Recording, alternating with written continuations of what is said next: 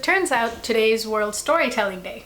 And it's nuts that I'm even here talking about it on this topic because I've never considered myself a storyteller till about 3 months ago. Which is also nuts because turns out everyone in my life knew that I was one except for me, and no one decided to share it with me. So thanks a lot, y'all. Anywho, it's wild, right? Because I make art, I write poetry, I connect with people through stories, and I just never knew. In fact, turns out my dad knew since I was 6 months old because he's been telling me all my life, "Din batukanta di kadal cheptune batkestunde," which roughly translates to, she's just coasting her way through life by fibbing us and telling us stories. So I guess he had a little kernel of truth in his prediction about me. Anywho, if this video was about what my dad thought about me, it would turn into a 10-part series, and therefore it is not. It is actually about one of the projects that I've been working on. So I've been working on a story of stories, which essentially is a storytelling campaign. Who would have thunk? Anywho, so I've been working for a fellowship, and we've essentially been tasked to create a story around youth well-being. And I thought, well, youth well-being in digital spaces, what's one of the topics that doesn't get enough visibility? Cha-ching! Visibility! I'm so funny. Okay, I'll actually stop. No, but that's a serious thing, right? We, whether we realize it or not, are very mindful about the ways in which we are visible on social media, also in ways that we're invisible on social media. Each one of us has a very unique threshold, right? Where we decide, this part of me, I'm going to keep out there in the world in this way, and this part of me, I will choose to keep with me and I'll choose to protect with me. And turns out that part of you, both parts of you, evolve over time, evolve over what you've learned about yourself, what you've learned about other people, evolve based on how people react to you. There are a bunch of different factors, essentially. To give you a more concrete example of all the ambiguous topics that I'm actually talking about, so the way that I choose to be visible as an artist or as a writer is very different from the way that I choose to be visible as a brown girl who's struggling with her mental health. And that's very different from the way I choose to be visible as an advocate who fights for mental health and sexual assault advocacy. So, and that's just me. There's so many different ways that I'm still even tackling all of these, whether it's my tone, whether it's the way that I actually engage with people and interact with people on these topics, whether it's the amount of emotional and intellectual labor I put in, all of those are wildly different just for me as one person. And when I had to translate this over to multiple people who I'd be interviewing, it was quite the task. But I gave it a valiant effort, and I came up with 4 different panels that I was kind of questioning things about. One of them was focused around people creating work and people creating content through art and advocacy. Other one was people creating content through fitness, health, or beauty journeys, and kind of the expectations that come along with being so centrally visible in your work, right? And another one was talking about people and their personal growth and their personal journeys and what they choose to share outside with all of us. And another one was focused around people who've created digital and physical safe spaces and why it's important to create that sense of a space on social media. And these are all very, very different topics. But those are the ways that I realized that I was curious about tackling visibility through, to saying, how are people doing what they do, and why are people being visible the way that they are? So I wrote down a lot of different questions. I asked a lot of different people, and turns out it's very difficult to still understand well-being when you're not directly asking people about well-being. But I had to figure out some way And now all of a sudden I've talked to artists and entrepreneurs and musicians and people who have created incredible safe spaces, people who've shared incredible fitness and health journeys online. Just a wild array of content that suddenly I have because I talked to all these people and got their stories. And I was thinking, well, I feel like I just made my life more difficult because now all of a sudden there's so many diverse perspectives to this, and I have no idea how to actually condense any of that together. But I did not give up, and I tried.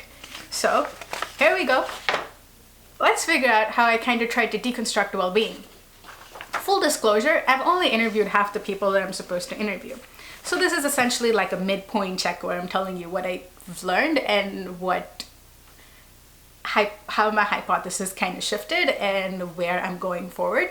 But it's very likely that I'll come to you a couple of weeks later and say, oh, by the way, remember the midpoint Pramila? Yeah, she was completely wrong.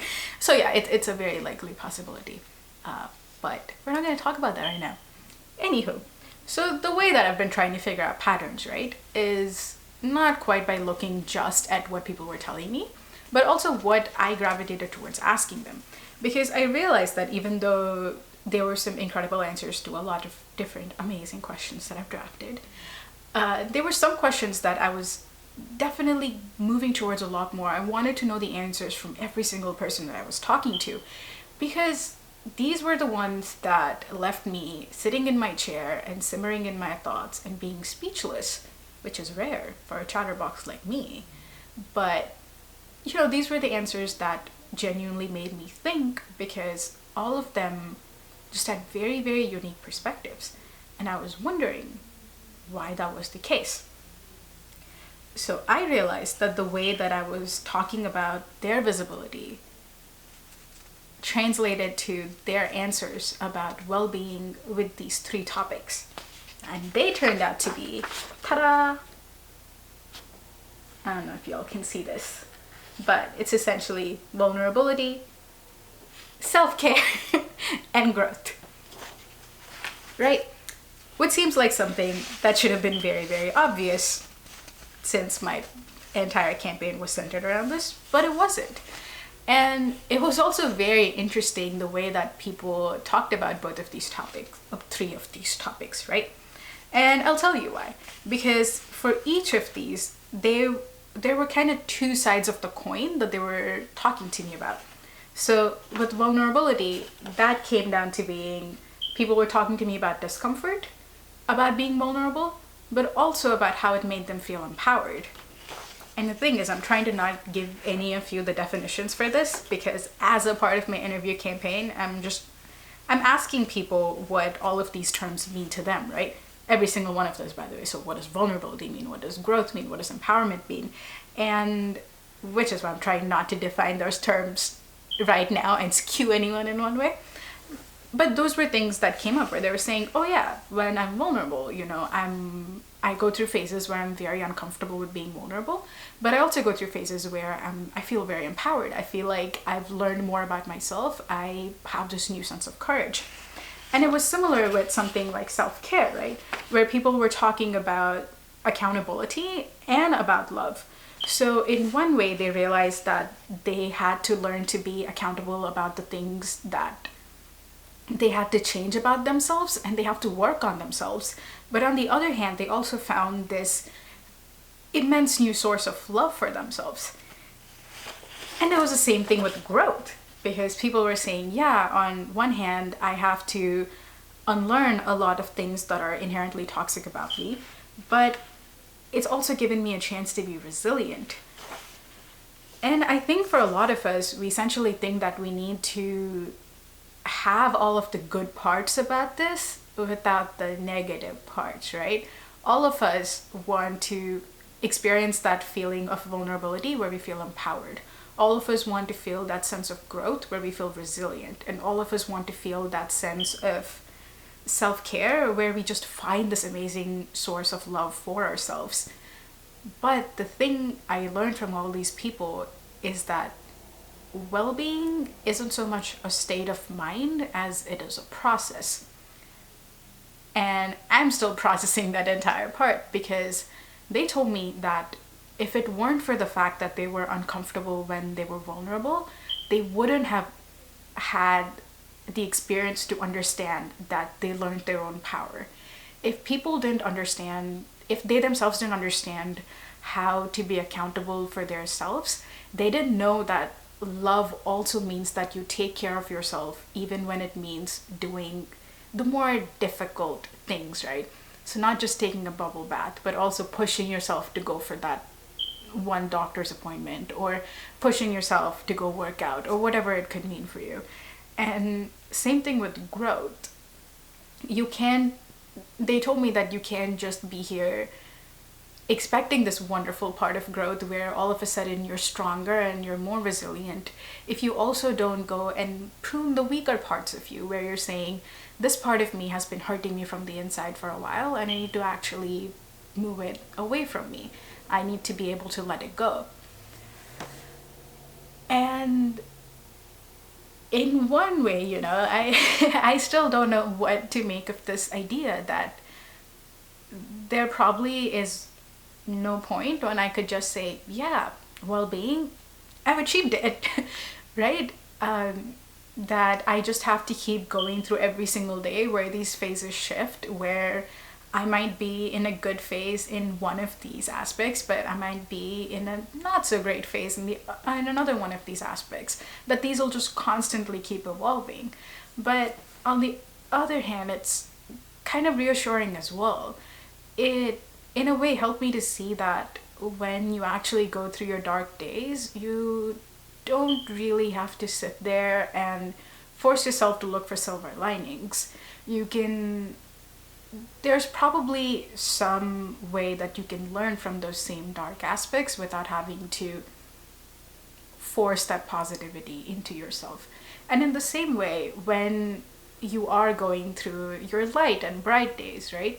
You don't have to sit there and fear when this brightness in your life is going to end.